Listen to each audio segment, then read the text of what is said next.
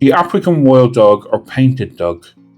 Here's some amazing physical facts that you didn't know about these beautiful animals and how they differ from domestic dogs. They're actually the biggest wild dogs in Africa and they have the longest legs, longer than the average sized domestic dog. Their large rounded ears aren't seen on any domestic dog breeds, but they're also used for fanning and for cooling them down in the hot sub-Sahara sun. They have multicolored coats featuring black, brown, orange, white and yellow hair, but we'll get into that in a few minutes. You'll also only find 4 toes on the front paws instead of 5 toes seen on most domestic dogs. These differences don't just end up with appearances. This type of wild dog in Africa cannot interbreed with domestic dogs. The reason for this is the African wild dog is a completely different species from the domestic dog. The wild dog species are the only extant member of the genus Lycaon, and the domestic dogs in Africa are the Canis species. Did you know that these African wild dogs are so dependent on their habitat and also social structure that no one has been able to tame this species? So they truly are African wild dogs. Amazingly, they are actually the best hunters in Africa as well. There was a study commissioned and it showed that wild dogs were actually successful 60 to 90% of the time when they went out hunting. They've even brought down, a pack has even brought down a zebra.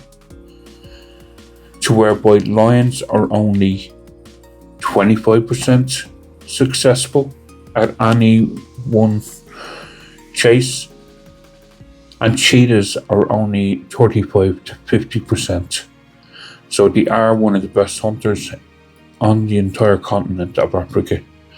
Another amazing fact about these beautiful African wild dogs is across the continent they do have similar coloured faces and tails, but their coat pattern is actually different from one dog to the next, but also saying that their coat pattern varies from region to where they live.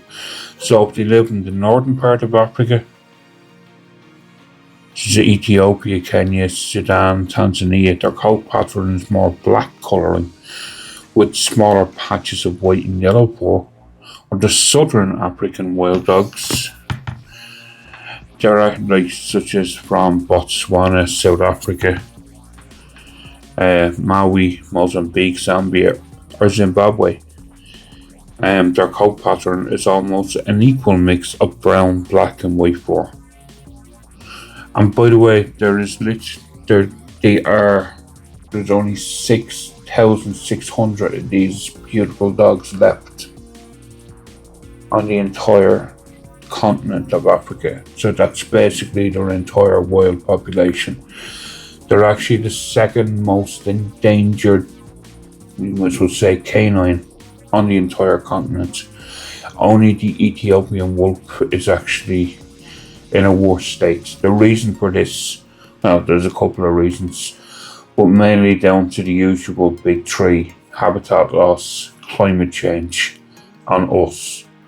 But also, in the wild, one of the main threats to their population is actually lions.